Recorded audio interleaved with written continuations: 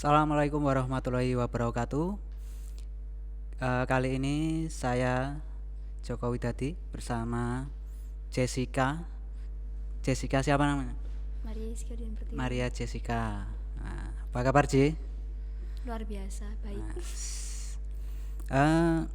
Kali ini kita ngobrol tentang sukarelawan.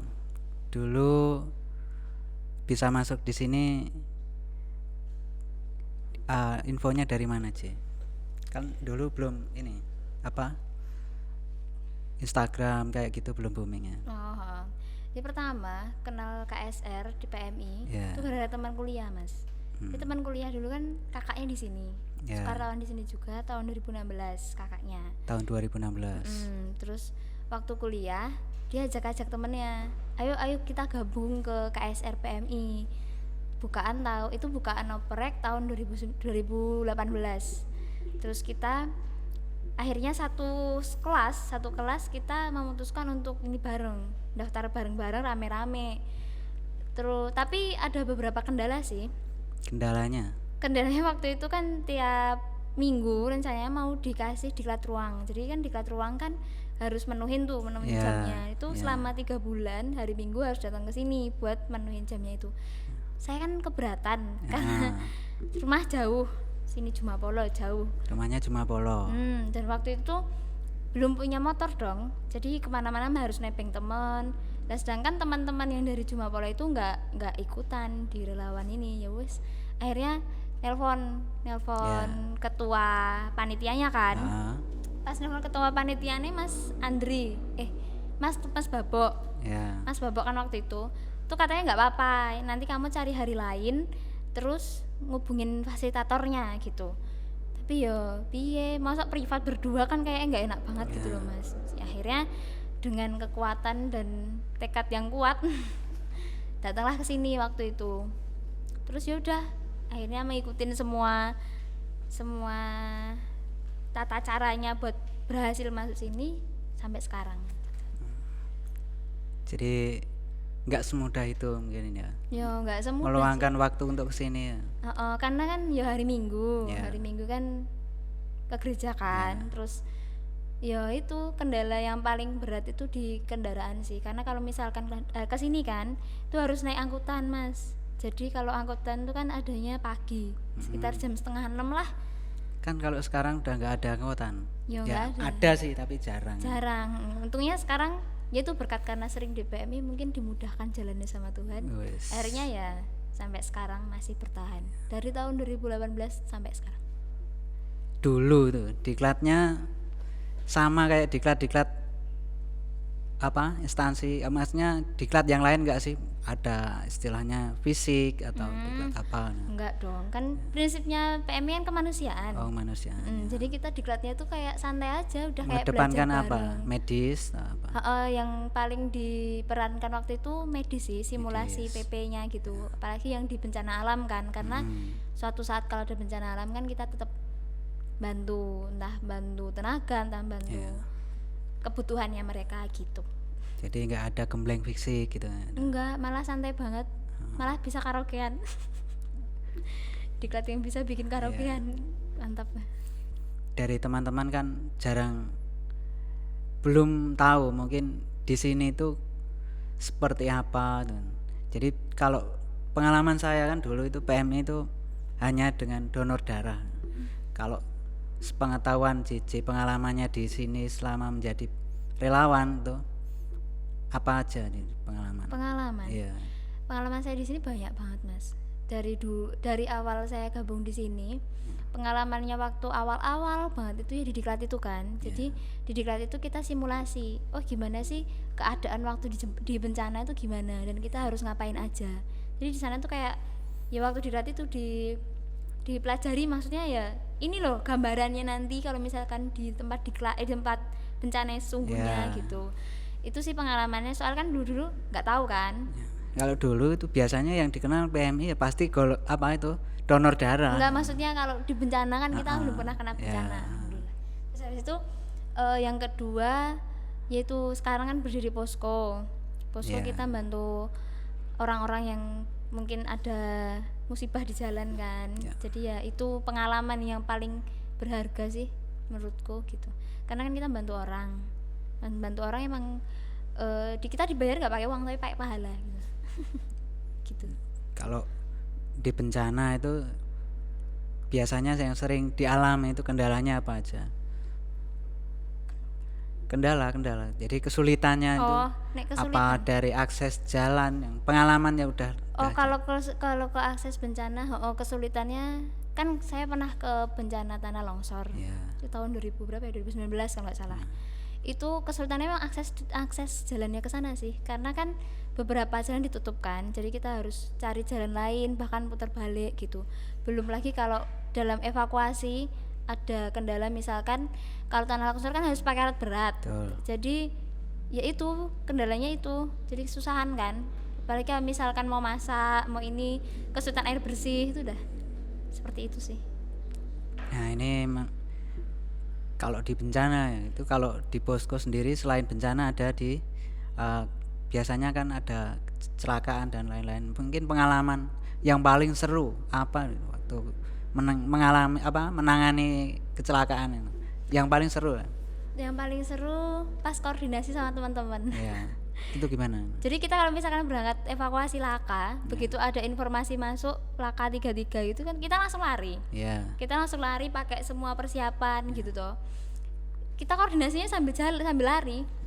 Jadi yang satu ngomong kecelakaan di sini ini korbannya gini-gini, kita sambil lari, kita sambil mempersiapkan ambulan, mempersiapkan tas PP, sambil pakai rompi, pakai helm dan lain sebagainya gitu. Pakai APD. Pakai APD. Ada standarnya APD enggak? Ada lah. Ada. Apa aja itu biasanya? Ya pakai handscoon kan, itu pasti. Karena kan di jalan kan tetap kita nggak tahu keadaan korban gimana, entah itu lukanya berat, ringan, tapi tetap kita harus memperlindungi diri sendiri kan, karena di jalan kita nggak pernah tahu itu orang punya penyakit apa gitu, nggak pernah tahu. Jadi ya harus pakai masker, apalagi musim corona, terus pakai handscoon tadi, pakai identitas yang penting, identitas, terus sepatu sih udah itu.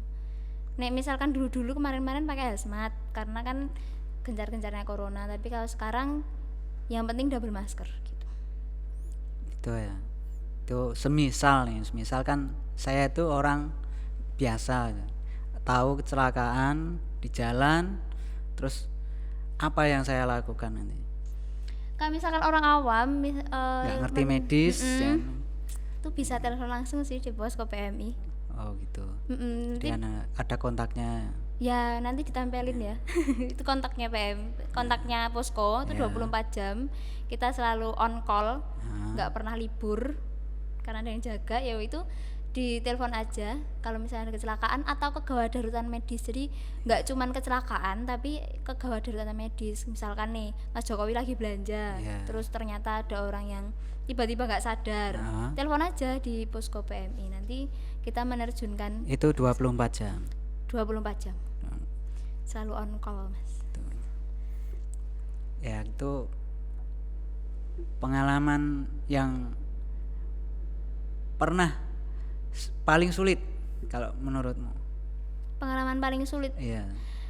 Kalau paling sulit enggak sih, tapi terberat ada, Mas. Terberat apa? Terberat itu waktu nangani laka tapi korbannya dalam keadaan yang enggak utuh lagi tuh berat banget gitu.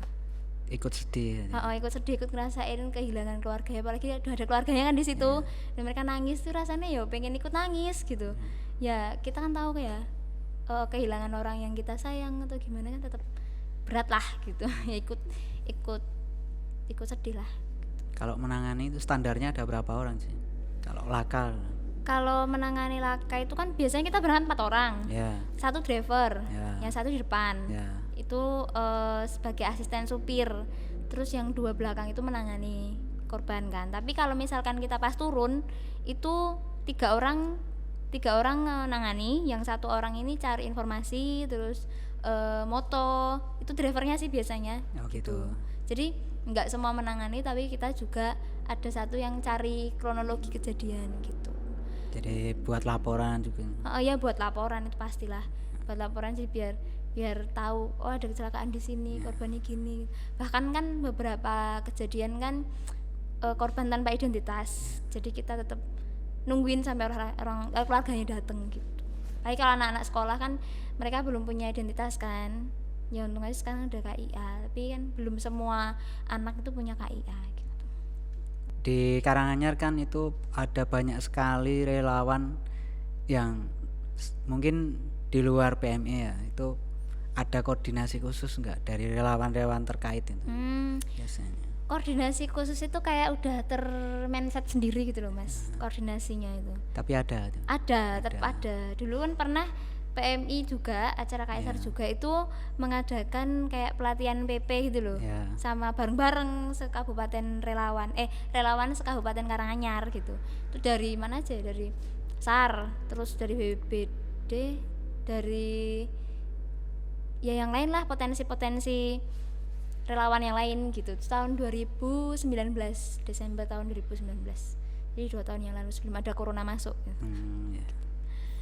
Selain laka, selain bencana, apalagi? Evakuasi pendaki Mas. Oh, evakuasi pendaki. Evakuasi pendaki dulu pas aku nolong ya, itu keadaannya memang agak jelek sih. Jadi kita bawa dari Gunung Lawu ke RSUD, itu kan nggak deket ya, itu kan jauh lumayan lah, 40 menit lebih kan. Itu lumayan banget, dan kondisi korbannya memang dibilang parah yo lumayan, karena emang kayak kesadarannya menurun gitu loh. Jadi ya was-was kan wanti-wanti di belakang.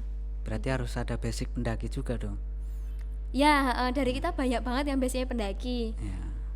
Yang di sana yang stay domisili di Tawangmangu sendiri kan ada Mas Babo, itu selalu dia selalu naik. Terus ada beberapa lagi yang lain juga potensi pendaki. Pendaki itu kenapa dievakuasi? Maksudnya keluhannya apa? Keluhannya yang sering ya sekitar 75% itu mengeluhkan hipotermia sih di atas. Pendaki banyak kan yang dievakuasi kan. Tapi juga ada yang korban jatuh, misalnya jatuh dari ke jurang atau gimana, ada juga gitu. Jadi nggak cuman hipotermi gitu. Jadi relawan PMI pun juga bisa ikut evakuasi pendaki. Bisa multi talent. Nggak cuman Basarnas, SAR dan lain-lain. Kan PMI juga bisa ikut. Dulu waktu pendaki hilang kita berarti juga asik lah. Ya asik banget Mas. Piknik ya kan healing berkedok tugas gitu. Piknik tapi sulit ya. Iya, piknik tapi sulit memang sih Mas, karena kan kalau evakuasi kan berhari-hari sih. Kayak misalkan malam nanti kita turun lagi sore bawa korban, atau misalkan enggak gitu kan tetap kita bantuin.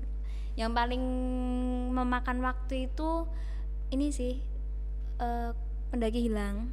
Kita juga menerjunkan personil kan sampai berapa hari itu, sampai seminggu kayaknya. Itu kita benar-benar capek. Ya nggak capek tapi kan gimana ya, kayak menguras. Kalau capek pasti. Menguras kan tenaga naik gunung tuh nggak evakuasi pun, orang piknik pun tuh capek. Apalagi kalau kita cari orang, kondisinya juga kadang alam kan nggak tentu bersahabat. Hujan itu kendala buat evakuasi pendaki itu sih, hujan, terus kabut tebal itu kan kayak pandangannya kan dikit banget. Jadi ya itu, bahkan beberapa juga ada yang keseleo, relawan sendiri ada yang keseleo gitu kan. Relawan juga manusia Mas. Jadi ya perlu bisa, kalau seleo bisa. Iya, siapa lagi kalau misalkan nolong orang di atas kan tetap harus lari karena kan kejar waktu, jaga-jaga kalau misalkan kenapa-napa gitu kan kasihan gitu. Biasanya berapa waktunya, ada berapa jam kalau naik? Biasanya evakuasinya pas di pos 3 misalnya, itu ada berapa jam kira-kira? Nggak tentu sih. Nggak tentu. Tergantung kan fisiknya orangnya itu. Nggak tentu kan, juga kita kan berangkatnya per seru ya. Jadi nggak semua langsung berangkat itu enggak. Tapi jadi ada seru-seru lagi. Jadi kita berkoordinasi kan sama AGL biasanya. Kita koordinasi di sana. Nanti kalau udah koordinasi baru terjun tuh berapa dulu gitu. Nggak jadi langsung semua gitu. Wah lumayan udah. Kegiatannya jadi di PMI itu banyak. Jadi nggak cuman yang diketahui orang kan, donor darah. Ya kemarin tahun 2019 itu kita pernah ngadain sosial eksperimen. Hostnya juga aku sama Mbak Jijah. Sekitar 80-an% masyarakat itu masih mengenal PMI cuma sebatas donor darah. Sedangkan pelayanan kita tuh banyak banget gitu. Pelayanan Oke. kita ada pelayanan ambulan, Ya. antar jemput pasien. Misalkan ada keluarga yang sakit mau minta rujukan dianterin ke rumah sakit, kita bisa bantu. Terus pulang misalkan dari rumah sakit ke rumah, kita juga bisa bantu kedaruratan medis gitu. Jadi banyak banget Mas yang kegiatan-kegiatan PMI tapi yang belum diketahui masyarakat gitu. Ada kegiatan lain mungkin kemanusiaan atau apa? Baksos, Baksos kita ada. ngadain baksos, terus reboisasi Heeh. reboisasi lereng Lawu waktu itu kan Iya. habis kebakaran kan. Heeh. Terus kita mengadakan reboisasi gitu. Kalau baksos tiap tahun pasti ada sih. Ada. Terus ada makrab, ini makrab khusus relawan KSR aja. Kemarin for peace kita juga ikut gitu. Kalau di PMI itu biasanya ada apa aja selain KSR misalnya? Oh, ini relawan ya. Iya. Itu ada for peace. For Ada peace For itu Peace. melingkup PMR ya, PMR dari beberapa sekolah jadi satu, Beberapa wilayah. ngumpul jadi satu namanya for peace. Terus KSR sendiri itu yang kita ini KSR. Terus ada TSR. Terus ada lagi Sibat. Kalau Sibat itu sukarelawan yang berbasis masyarakat gitu. Jadi nggak selalu di markas tapi mereka tuh di suatu desa gitu. Kayak misalkan sini Tunggulrejo. Ya. Terus itu ada Sibatnya banyak. Bahkan kemarin udah ada pelatihan kan gitu. Kalau pelatihannya sama? Pelatihannya ya beda, ya sama sih, tergantung Misalnya PMR sama KSR. oh beda tentu beda, materi pelatihannya beda. Beda. Kalau Tapi- KSR kan yang ditekankan kan bagian PP. Ya. Kalau PMR tuh kayak kepemimpinan gitu-gitu sih. Jadi mendidik dari Sejak dasarnya dini, sejak dini. Kan PMR kan ada dari SD, SMP, SMA gitu. Jadi nggak cuman SMA atau enggak, tapi dari SD ada. Udah ada dari SMP, Bang. Udah ada. ada. Heeh. Oh iya, satu lagi yang paling menarik ya, pengalaman itu ngajar PMR sih Mas. Kenapa? Menariknya di mana? Menarik lah, ketemu adik-adik gemes gitu, diajari gitu kan kayak. Sering ngeyel nggak? Enggak sih, selama aku ngajar gak pernah ada yang ngeyel, cuman yo ngantukan. Jadi kalau ngantukan kan saya dulu juga seperti itu. Iya, saya juga Mas. Apalagi kalau gurunya ya Bosenin. nggak bosenin. Cara mengutarakan materi kadang-kadang ya bikin ngantuk. Ya seperti itulah. Ya, tapi ya nggak apa-apa sih, kan mereka baru sekali karena kan mereka waktu itu ngundangnya waktu diklat. Jadi mereka belum ada dasarnya. Maksudnya mereka belum ngerti gitu sampai tentang PMR gitu. Jadi Jadi ya yang kamu alami kebanyakan sering ngantuk. heeh. Berarti kamu bosenin berarti. Ya mungkin gitu. Semoga doi nggak bosen. Gitu. Ini apalagi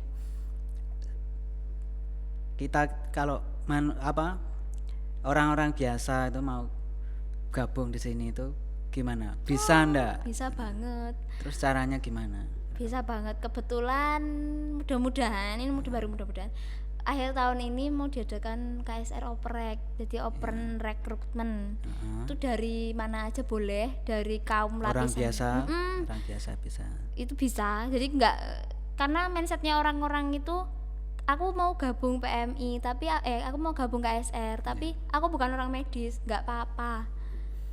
Karena gini, karena orang-orang KSR juga itu bukan dari medis, banyak yang dari psikologi, ada yang dari tata busana, tata boga gitu, banyak banget. Jadi nggak cuman dari dokter, dari perawat itu enggak, tapi banyak banget. Jadi boleh, siapapun boleh, asalkan umurnya 18 tahun ke atas terus sampai 32 tahun, wajib memiliki KTP, itu boleh gabung. Tanpa persyaratan khusus dan tanpa tarikan biaya ya. Jadi Sulit nggak gratis. ini? Hah? Sulit? Enggak sih. Nggak sulit. Enggak sulit, cuman ya itu harus memerlukan waktu yang sedikit banyak gitu. Nah, ngomong-ngomong soal waktu, gimana cara membagi waktumu? Kan masih ada tuh kesibukan kerja. Ya ada sih, tapi kan karena kita saking cintanya kita di PMI, jadi kayak kalau misalkan nggak ke markas tuh rasanya piye gitu Mas. Jadi ya harus rene gitu, harus kesini, harus dateng, nggak ketang kumpul-kumpul, nggak ketang gibah bareng gitu kan, tetap kita ngumpulnya di sini gitu. Apalagi misalkan pas lagi nongkrong ternyata ada laka, ya malah meneri toh, kita dolan tapi dapat berkah, dapat pahala gitu, nolong orang gitu. Itu biasanya kalau di sini berapa orang misalnya yang standby itu? Nggak terhingga, kadang sepi banget, Kadang juga ramai. kadang rame, nek rame ya rame banget, nek sepi ya sepi banget. Kalau yang menangani itu, yang menangani misalnya ada kecelakaan, yang menangani yang piket atau yang tidak piket biasanya. Kita sering bagi tugas mas, jadi kalau piket kan, kalau piket pagi sama piket siang itu sekitar 2 orang setiap satu shiftnya. Jadi kalau misalnya ada kejadian laka, salah satunya harus tinggal di sini, salah satunya ikut terjun, karena biar dia nanti yang ngerjain laporan kan ya piket, jadi biar dia tuh tahu keadaan di lapangan tuh kayak apa gitu, jadi nanti dilaporkan udah beres gitu. Kalau yang standby selalu mereka yang berangkat juga, karena kan nggak mungkin cuma yang piket tok kan, nggak mungkin kan, kita juga butuh orang 3 lagi buat berangkat gitu. Yang kesulitannya emang cari driver, karena driver di sini baru masih terbatas.